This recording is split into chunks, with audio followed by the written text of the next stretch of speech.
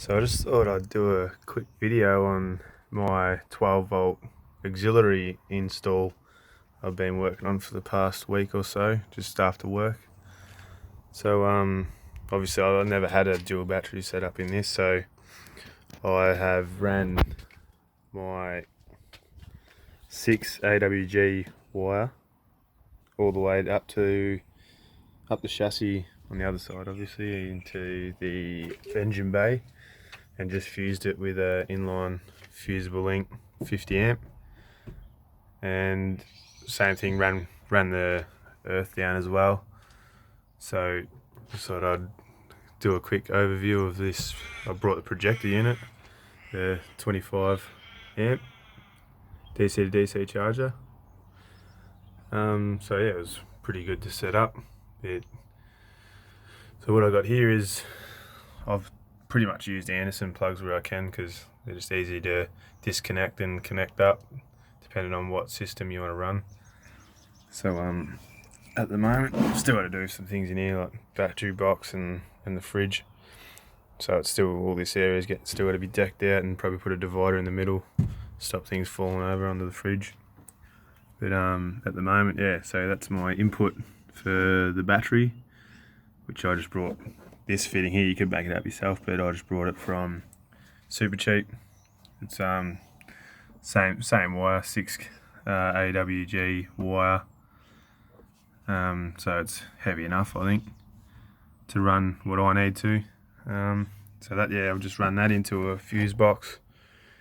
So I've just ran my earth off the battery into that fuse box. So you got a bank of spots there that you can run all your earths in junction with your power. So the same thing, I've ran power into my switch panel, which I just purchased this off eBay, which was pretty cheap.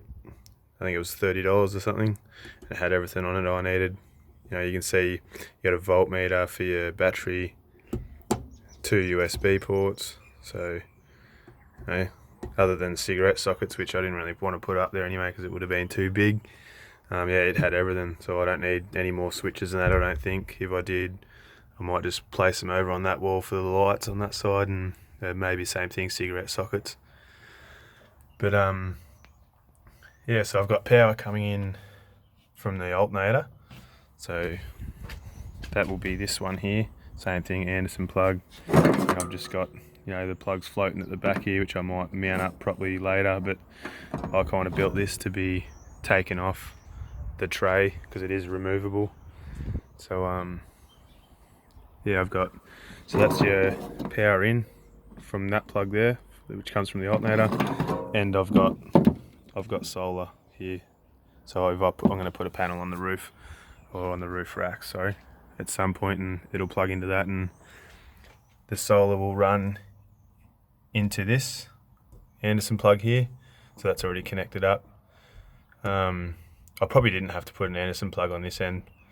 I probably could have just hardwired it like this one, but I'd already put the Anderson plug on this, so we ended up, yeah, I've got an Anderson plug on this end and the other end, plus whatever plug, the solar panel to plug in to the socket out here. Anyway, so coming from the projector is your solar in, your output, and my alternator or charging wires. So that one there, I use it has a ground wire off the projector unit.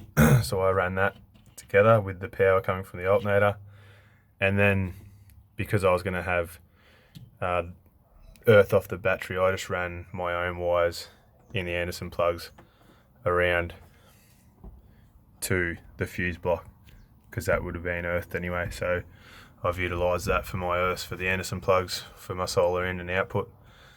So yeah, I didn't use the external LED. I might later on run that up to the dash so that when we are travelling I can see whether it's charging or not, because you don't want to get to camp and realise that it hasn't been charging and the fridge has been running or whatever's been running off it on the entire trip, and yeah, it's flat when you get there. So I just thought I'd seen a few clips on YouTube and that, and yeah, a few of them didn't really cover what I needed, so I just thought I'd do my own, and I might do another one as well, just to cover, gauge the wire and that, and how I went about running my wire. But yeah, hope you enjoyed.